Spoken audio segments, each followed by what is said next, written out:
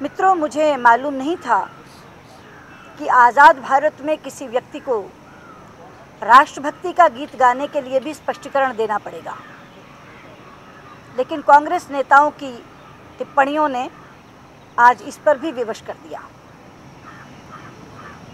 मैं बताना चाहूँगी कि हम देशभक्त लोग हैं और अपनी ज़िंदगी की आखिरी सांस तक हम देशभक्ति के गीत गाएंगे भी और उन पर झूमेंगे भी।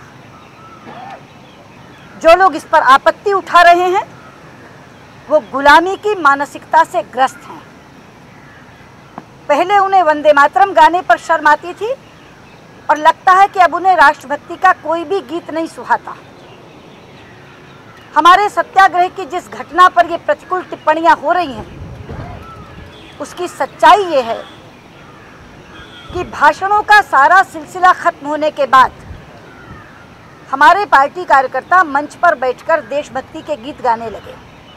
मैं भी उनके साथ बैठी थी। रात के लगभग 2 बजे उन्होंने एक गीत गाया, ये देश है वीर जवानों का, अलबेलों का, मस्तानों का, और इस पर अनुराग ठाकुर, विजय गोयल, बाकी तमाम लोग झूम रहे थे। उसी समय उन्होंने मुझे भी आग्रहपूर्वक उसमें शामिल होने को कहा। एक कॉमरेडरी के तौर पे मैं भी खड़ी हुई और कुछ क्षणों के लिए उनके साथ शामिल हो गई। अब इसको एक मुद्दा बना करके कांग्रेस मुख्य मुद्दे से हट रही है और देश का ध्यान हटाना चाहती है, क्योंकि मुख्य मुद्दा है काला धन, मुख्य मुद्दा है भ्रष्टाचार, मुख्य मुद्दा है लोगों के नागरिक अधिकारों का हनन, जो कुछ रामलीला मैदान में घटा। लेकिन वो एक व्यर्थ का मुद्दा हटा करके, इससे उठा करके, इससे लोगों का ध्यान हटाना चाहते हैं। लेकिन मैं कहना चाहती हूँ कि आज मैंने उनकी टिप्पणियाँ सुनी हैं। दिग्विजय सिंह इस घटना को लेकर हमारी पार्टी को नचैया पार्टी बता रहे हैं। मनीष तिवारी चाल चरित्र और चेहरे की बात कर रहे हैं।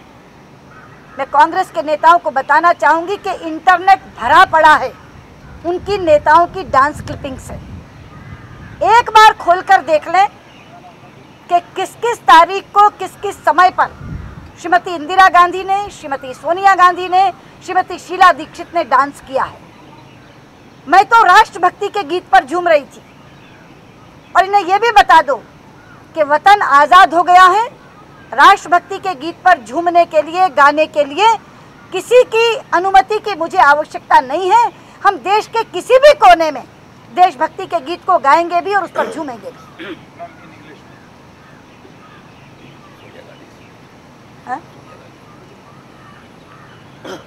और मैं ये ज़रूर श्रीमती सोनिया गांधी से पूछना चाहूँगी, कांग्रेस की अध्यक्षा से, कि क्या कांग्रेस का ये स्तर हो गया है?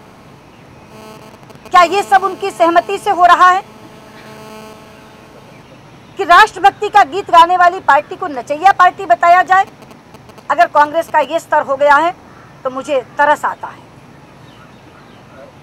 अंग्रेजी वालों को मैं दे दूंगी अलग से, अंग्रेजी वाले जब ये हिंदी वाले चले जाए, ये पूरा हो जाए। मेरा सवाल है, जो कांग्रेस की आपत्ति है वो देशभक्ति गीत पर नाचने पर नहीं है, उनकी आपत्ति राजघाट पर नाचने पर। मैंने कहा ना, देश के किसी भी कोने पर।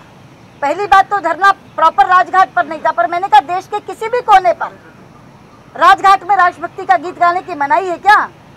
अरे देश आज़ाद कराया जिस बापू ने, अगर उस बापू की आत्मा ये सुन ले कि ये देश है वीर जवानों का, इसके ऊपर मेरे देश के लोग झूम रहे हैं, तो उनकी आत्मा खुश होगी। इसमें महात्मा गांधी का अपमान कहाँ है?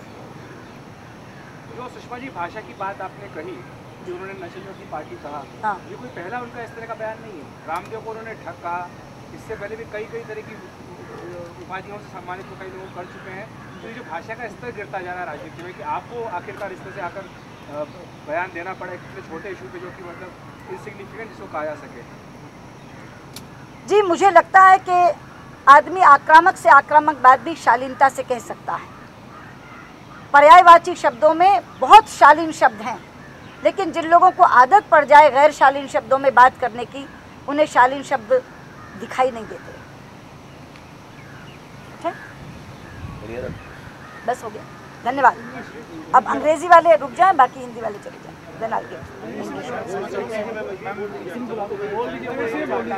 लाइव चल रहा है, हटाना पड़ेगा सबको। हाँ, लाइव चल रहा है, सब पर है नहीं ना इसी वजह कि आज उमा जी की वापसी पर भी आप बोल दीजिए, आप पूछना चाह रहे थे। नहीं, उमा जी की वापसी का मैं पार्टी में स्वागत करती हूँ। फ़ोन पर मेरी उनसे बात हुई, मैंने उनका फ़ोन पे अभिनंदन किया, स्वागत किया और फिर उन्होंने इच्छा जाहिर की मेरे साथ फलाहारी भोजन करने की। शायद 1 या 2 दिन में, कल या परसों, वो मेरे निवास पर आएंगी और फलाहारी भोजन करेंगे। इंग्लिश वाले आ जाए ना मेरे साथ, अलग अलग all the English channels come here. Congress leaders have opposed our singing and dancing on our satyagraha. I must say that we are patriotic people, and till our last breath we will sing and dance on patriotic songs. Those who are opposing it are suffering from mental slavery. Ma'am, many senior Congress leaders have raised and called names to BJP on that dancing episode. B.K. Hari Prasad has said that you should resign. Mr. Digvijay Singh has used very unparliamentary language. Ma'am, your response to that? I would like to tell you, Mr. B.K. Hari Prasad, that I have not been appointed by the Congress president. I have been appointed by the BJP leaders. As regards Mr. Digvijay Singh, I think he is known for using indecent language. This is not for the first time that he has used such language. Ma'am, your message for this general trend that one is observing in the Congress party of very harsh language, whether it is for the BJP or for Ramdev or for any such agitation, now they've started targeting Anna Hazare. I think tough message can be given in decent language also. There are many decent synonyms for this. But I think these people do not look at thesaurus or dictionary because they want to use abusive language for others. Would you like to clarify what the objection seems to be, that the spot was inappropriate and not the... I say in every nook and corner of the country, we can sing songs, we can dance on patriotic songs. So therefore to say that one thing is pious or here you cannot sing and there they don't sing, the country is free and in every nook and corner we can sing such songs.